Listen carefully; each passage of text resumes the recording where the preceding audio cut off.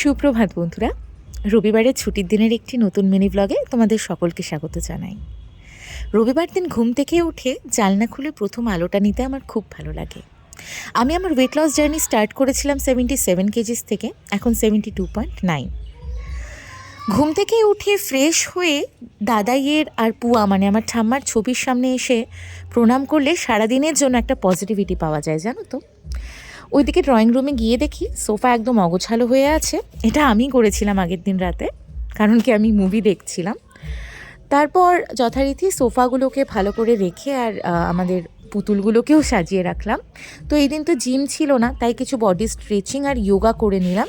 এটাতে কি হয় যে সারাদিনের মেটাবলিজম রেটটা পারফেক্ট থাকে আর কি।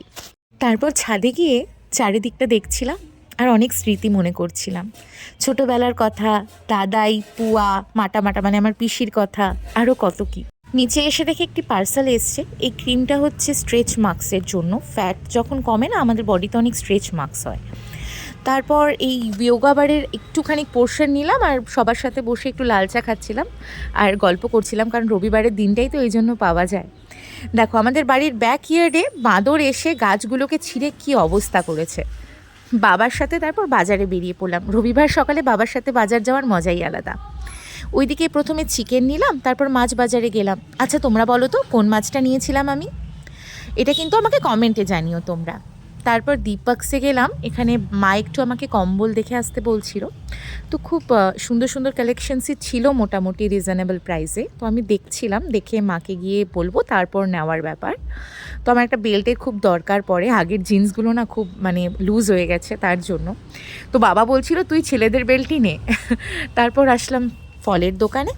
আর শীতের দিনে এরকম টাটকা সবজি দেখেই যেন লোভ লাগে, জানো তো। আর এই লক্ষ্মীর ঘটে খুচরো পয়সা ফেলার স্বভাবটা কিন্তু আমার এখনও গেল না। ডেইলি প্রায় এটা করি আমি। তারপর ব্রেকফাস্ট তো তেমন কিছু করা হয়নি, তাই স্নান করে একটা কলা খেয়েছিলাম একটু কিছু মুখে দিয়ে। তো ওইদিকে মায়ের কাছে দেখতে এসেছি যে চিকেন কষলো কিনা। আর চিকেন কষা হলে তারপর ওই একটা চিকেন খাওয়ার অভ্যাসটা কিন্তু আমাদের বাঙালি বাচ্চাদের, মেয়েদের, ছেলেদের সবার কিন্তু প্রচুর প্রিয়। তারপর যথারীতি একটা চিকেন কষা দিল মা, সেটা টেস্ট করলাম। আর দুপুরবেলায় আজকে ছিল আতপ চালের ভাত, সাথে কিছু একটা বাটা করেছিল, ধনেপাতা বাটা আই গেস।